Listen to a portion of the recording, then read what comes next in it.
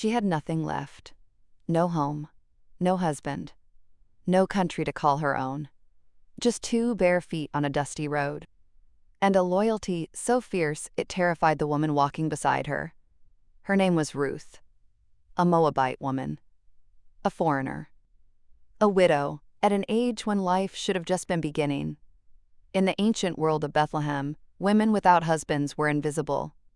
Women without land were forgotten. Women without fathers or brothers to speak for them were simply nothing. Ruth was all three. But she had one thing. One extraordinary, unbreakable thing. Her word. And the woman she had given it to. Before we continue, don't forget to like this video, hit subscribe, and comment where you're watching from. This is a story 3,000 years old, but it will feel like it happened yesterday. Now, let's get into Ruth's story, because what she did next left an entire city speechless.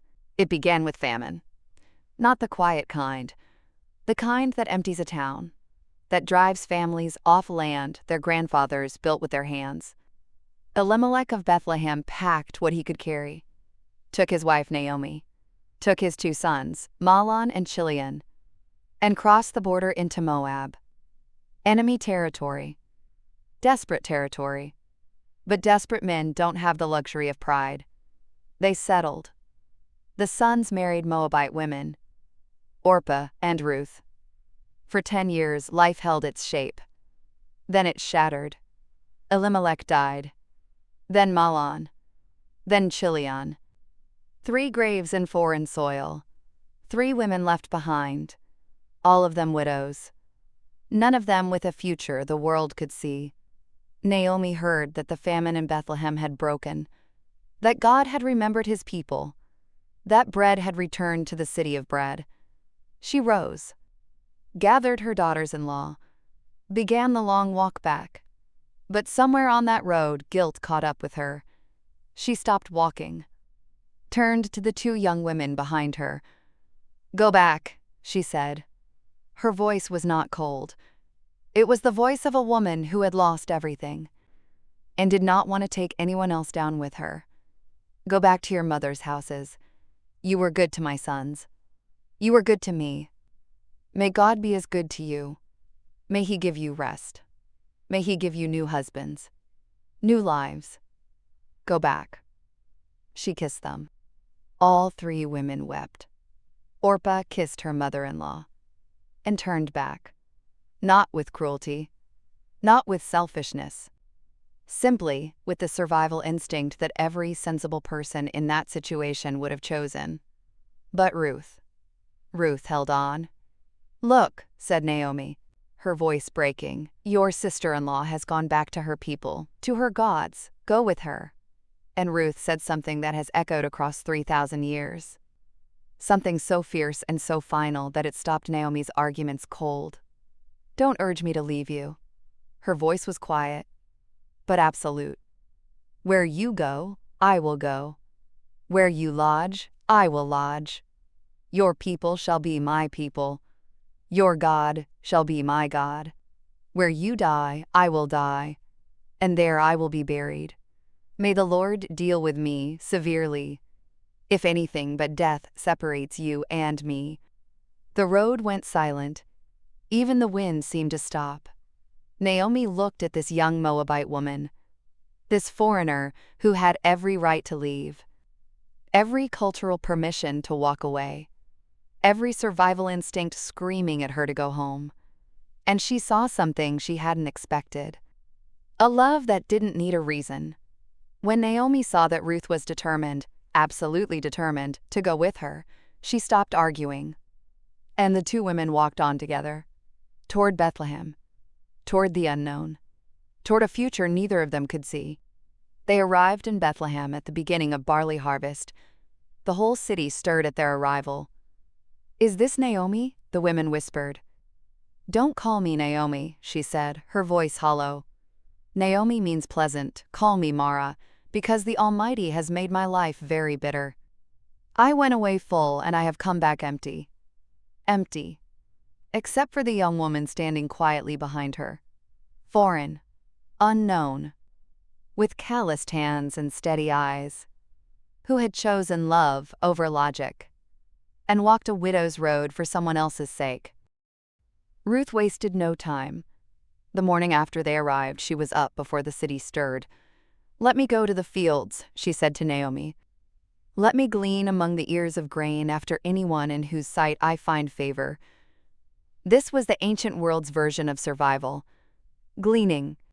The law of Moses commanded landowners to leave the edges of their fields unharvested, to leave fallen grain on the ground, so that the poor, the widow, the orphan, the foreigner could come behind the reapers and collect what remained. It was provision.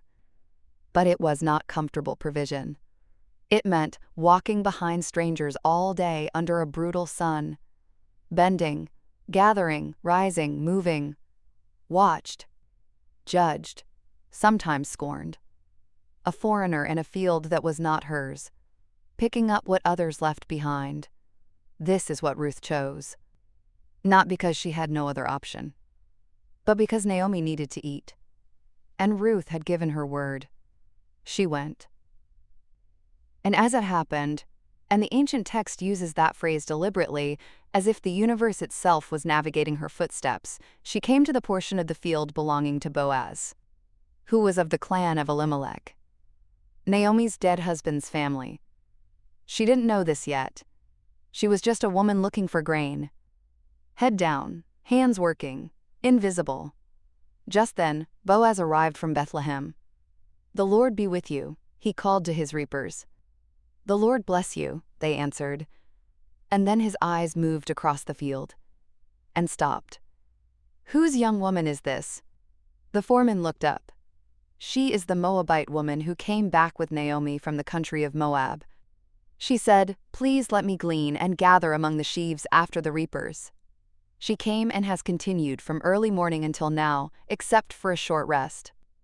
Boaz stood still for a moment, watching her. This foreign woman who had heard nothing about him, who didn't know his name, who was simply working, quietly, faithfully, in the heat that would have sent most people home hours ago. He walked toward her. Ruth heard footsteps, looked up, and found herself looking into the face of a man who commanded the field. Wealthy, broad-shouldered, older, with the kind of face that authority builds over decades. Eyes that were direct and entirely without contempt. That last part surprised her. Most men who owned things looked at women like her with contempt. "Listen, my daughter," he said. The word landed gently, not condescending. Protective. "Do not go to glean in another field or leave this one. Stay close to my young women. Watch where they reap and follow them. I have commanded the young men not to touch you. And when you are thirsty, go to the vessels and drink what the young men have drawn." Ruth's hands went still. She fell on her face, bowed to the ground. "Why have I found favor in your eyes?" she asked. "That you should take notice of me, since I am a foreigner." Boaz answered. And what he said was not the casual generosity of a rich man feeling charitable. It was something far more specific, far more seen. "All that you have done for your mother-in-law since the death of your husband has been fully told to me. How you left your father and mother and your native land, and came to a people that you did not know before. The Lord repay you for what you have done. And a full reward be given you by the Lord, the God of Israel, under whose wings you have come to take refuge." Ruth stared at him. In a world where she expected to be invisible, tolerated at best, exploited at worst, this man had just told her he had heard her story. He had seen her loyalty. He had spoken a blessing over her as if she deserved one. "You comfort me," she said softly, "and you have spoken kindly to your servant, though I am not one of your servants." At mealtime, Boaz called to her, "Come here and eat some bread, and dip your morsel in the wine." She sat beside the reapers, and he passed roasted grain to her, and she ate until she was satisfied, and had some left over. When she rose to glean again, Boaz commanded his young men, "Let her glean even among the sheaves, and do not reproach her." And also pull out some from the bundles and leave it for her to glean, and do not rebuke her." Quietly, without her knowing, he was making the field more generous than the law required. Not because he had to, but because he had seen something worth protecting. Ruth came home that evening, her arms full, more than full. She had gleaned an ephah of barley, about 30 pounds of grain, 10 times what a gleaner could expect on an ordinary day. Naomi's eyes went wide. "Where did you glean today?" Her voice quick with surprise. "Where have you worked? Blessed be the man who took notice of you." Ruth told her. "The man I worked with today is named Boaz." Naomi went still. Then something shifted in her face. Something that had been dark for a very long time started to look like light. "May he be blessed by the Lord," she said, her voice catching, "whose kindness has not forsaken the living or the dead." She grabbed Ruth's arm. "The man is a close relative of ours. He is one of our redeemers." Ruth didn't fully understand yet, but Naomi did. In ancient Israel there was a law. A beautiful, brutal, merciful law. If a man died without sons, his nearest male relative, his kinsman redeemer, had the right and the responsibility to marry the widow, to raise up children in the dead man's name, to redeem the land that had been lost, to restore what grief had stolen. Boaz was that man. Or at least, he could be. Ruth continued gleaning in Boaz's fields through the entire barley harvest, and through the wheat harvest after that. Weeks of faithful, daily, unglamorous work, until the harvests were complete. Then Naomi's eyes sharpened. She called Ruth to her. "My daughter, should I not seek rest for you, that it may be well with you? Is not Boaz our relative, with whose young women you were? See, he is winnowing barley tonight at the threshing floor." Ruth listened. "Wash therefore, and anoint yourself, and put on your cloak, and go down to the threshing floor. But do not make yourself known to the man until he has finished eating and drinking. But when he lies down, observe the place where he lies. Then go and uncover his feet and lie down, and he will tell you what to do." Ruth looked at her mother-in-law. This was not a small thing. Going to a man at night, uninvited, making herself known. In the ancient world, a woman without family to speak for her had no protection. If Boaz was not the man Naomi believed him to be, if his character was not what his generosity suggested, Ruth could be ruined. Or worse, she was being asked to risk everything on a man she had spoken to only a handful of times, in a culture that was not hers. Under laws she was still learning. "All that you say I will do," Ruth answered. No hesitation, no conditions, no fear visible on her face. She went down to the threshing floor and did everything Naomi had told her. Boaz ate, he drank. His heart was merry. He lay down at the end of the heap of grain. Ruth came softly, uncovered his feet, and lay down. At midnight the man was startled, turned over, and there was a woman lying at his feet. "Who are you?" he asked. And Ruth answered, not with apology, not with trembling, but with the clearest, most direct words she had yet spoken. "I am Ruth, your servant. Spread your wings over your servant, for you are a redeemer." The threshing floor went silent, only the wind in the grain, the distant sound of the sleeping city. And Boaz, awake in the dark, looking at this woman who had just asked him to cover her, to protect her, to redeem her, to choose her. Boaz didn't speak immediately. He was a man who understood the weight of words. When he finally did speak, what came out was not the cautious calculation of a man protecting his reputation. It was wonder.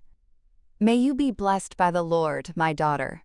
You have made this last kindness greater than the first, in that you have not gone after young men, whether poor or rich. And now, my daughter, do not fear. I will do for you all that you ask."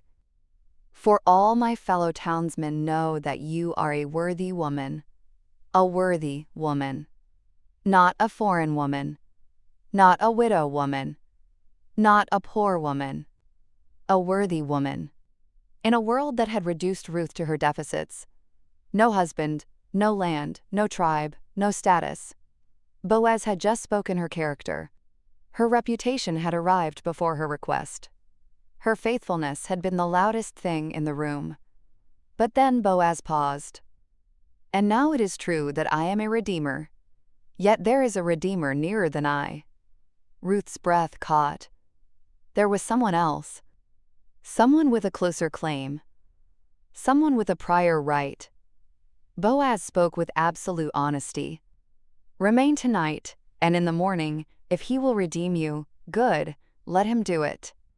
But if he is not willing to redeem you, then as the Lord lives, I will redeem you. Lie down until the morning.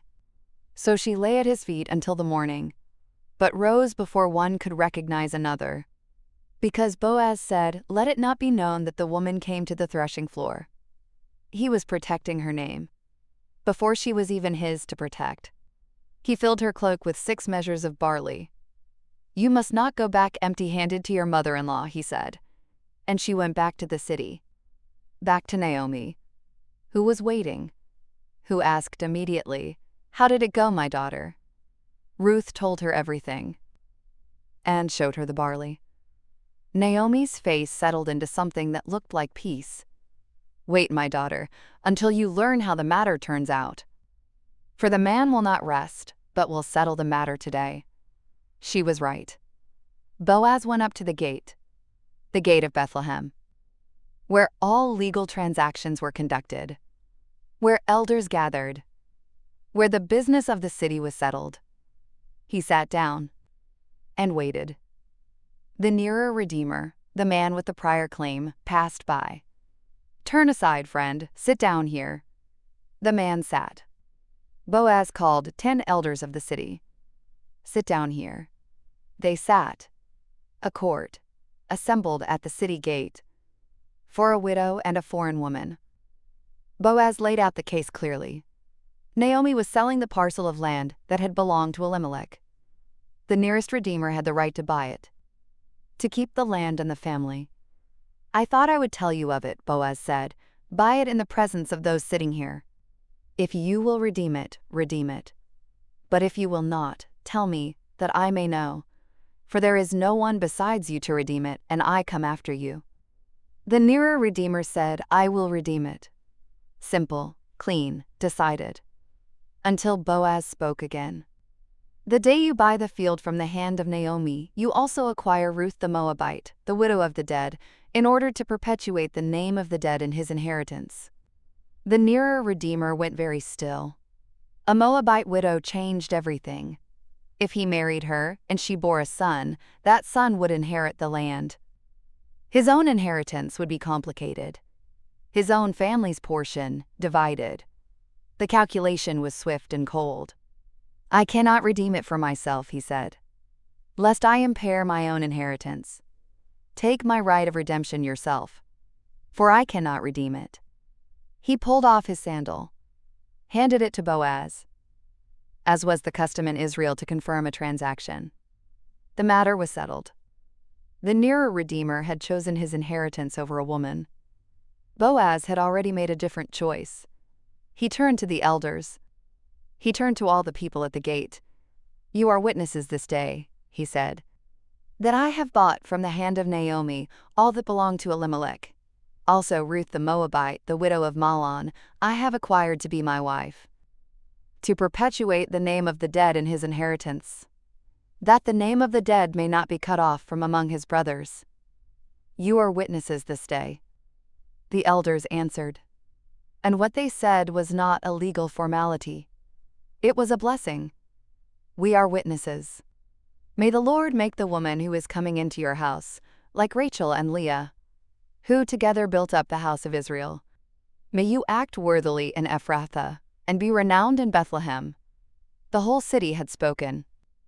The woman who arrived as a foreigner, who gleaned in borrowed fields, who had nothing but loyalty and steady hands, was now being blessed by the elders of Bethlehem, named alongside the mothers of Israel, as if she had always belonged there.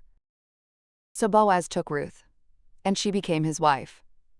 The text is simple on this point, almost startlingly simple. After all that came before, the famine, the graves, the foreign road, the harvest fields, the threshing floor in the dark, the gate, the elders. The actual wedding is described in one sentence. Because the story was never about the wedding. It was about the woman and what she was made of. He went to her, and the Lord gave her conception, and she bore a son. The women of the city surrounded Naomi, these women who had watched her return empty, who had heard her say, "Call me Mara, for I am bitter," who had seen the grief carved into her face. They surrounded her now, with a different sound. "Blessed be the Lord," they said, "who has not left you this day without a redeemer. And may his name be renowned in Israel. He shall be to you a restorer of life and a nourisher of your old age. For your daughter-in-law, who loves you, who is more to you than 7 sons, has given birth to him, more than 7 sons."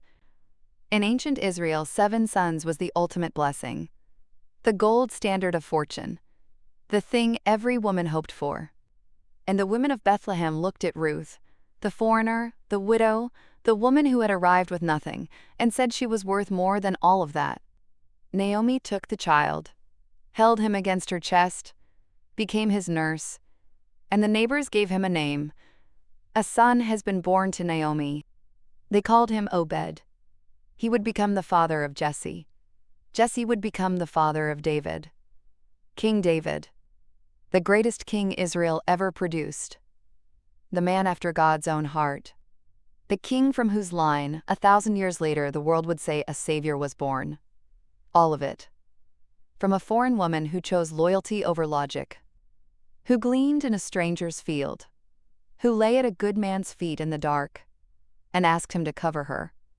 Ruth the Moabite, who arrived invisible and became unforgettable. Here is what is remarkable about Ruth's story. She had every reason to go home. Orpah went home. Nobody condemned her. The text doesn't say she was wrong. She made the reasonable, sensible, self-preserving choice. Ruth made the other one. Not because she had a plan. Not because she knew about Boaz. Not because she had calculated the odds of a kinsman redeemer showing up and choosing her over land disputes. She had no plan. She had only love. And love, she had decided, was enough to walk toward. What made Ruth extraordinary was not what she achieved. It was what she was willing to lose.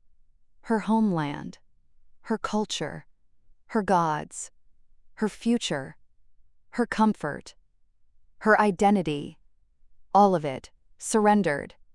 On the altar of a relationship she chose freely, for a woman who could give her nothing back. That is the first lesson of Ruth.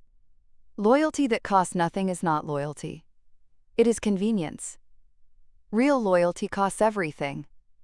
And Ruth paid it anyway. The second lesson is about Boaz. He was a man of standing, of wealth, of reputation. And yet, when a foreign widow came into his field, the lowest rung on every social ladder of that time, he didn't look past her. He looked at her. He had heard her story. Not from her. From others. From the city's whispers. And he had filed it away. Honored it in his heart. Long before she arrived at his gate to be redeemed. When he spoke her blessing, "The Lord repay you for what you have done," it was not a speech. It was recognition. He saw her. Really saw her. Her faithfulness. Her sacrifice. Her quiet, unglamorous daily choosing of someone else over herself. And in seeing her, he honored her. That is what a Boaz does. Not someone who sweeps you off your feet with grand gestures, but someone who notices what the world ignores, who speaks blessing into the spaces where the world speaks nothing, who protects before they are asked, who provides beyond what the law requires, Who calls you worthy when you are still covered in the dust of borrowed fields? The third lesson is about Naomi. She arrived home broken. She renamed herself Bitter. She had every reason to believe the story was over. But she still had wisdom. She still had enough love left to want something better for Ruth. She still had enough faith left to make a plan. And when the redemption came, when the child was placed in her arms, the women didn't say Naomi's grief is over. They said, a son has been born to Naomi, as if the whole story had come home, as if even the dead chapters had been rewritten. You are never too empty for restoration. You are never too far from home for return. 5 generations later, a young shepherd boy named David would pick up 5 smooth stones and walk toward a giant. Nobody would remember that the shepherd's great-grandmother was a Moabite widow, that she had nothing, that she arrived in a foreign city carrying only grief and loyalty, that she gleaned grain in borrowed fields while the wealthy passed by. Nobody would remember. But God did. God remembered every step on that dusty road, every grain collected under a brutal sun, every dawn Ruth rose before Naomi could see her tired. Every choice she made to stay when going would have been easier. And he wove it all, every single thread, into something the world would still be reading 3,000 years later. Because sometimes the most profound legacies come from the most invisible lives. Sometimes the greatest love stories begin with a widow and a road and a choice made before sunrise. And sometimes, just sometimes, the invisible become the ancestors of kings. Where you go, I will go. Where you lodge, I will lodge. Ruth chapter 1, verse 16. Thank you for following Ruth's story. Write in the comments where you're watching from. Like, subscribe, share. Keep choosing love. Keep walking toward the people who need you. And remember, your faithfulness is never invisible to God.